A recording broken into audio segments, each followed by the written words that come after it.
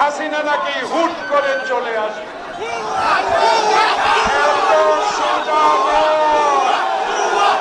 বাংলাদেশে 100 বছরেও আওয়ামী লীগ আর রাজনীতি করতে পারবে।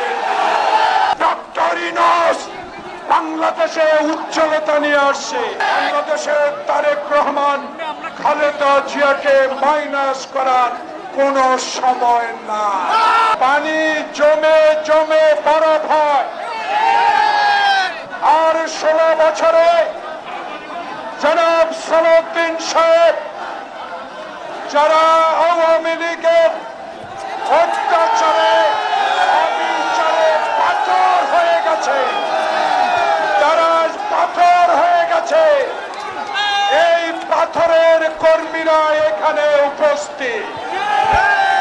এই পাথর বাঁধা কর্মীদের মূল্যায়ন করতে হবে। বাংলাদেশের ইতিহাসে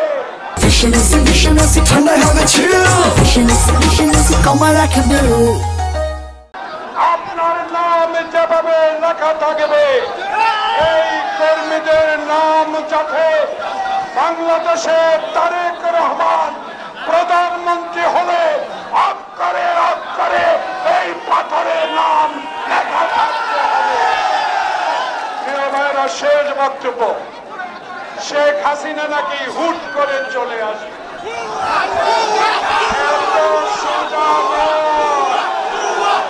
বাংলাদেশে 100 বছরেও আওয়ামী লীগ আর রাজনীতি করতে পারবে।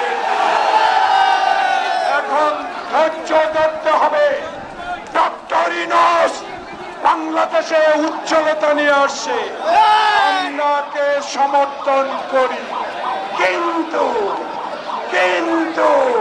বাংলাদেশে এই আগস্ট জুলাইতে যারা 442 জন বিএনপির কর্মী রক্ত দিয়েছে ছাত্র জনতার সাথে, তাদের কথা শুনতে হবে।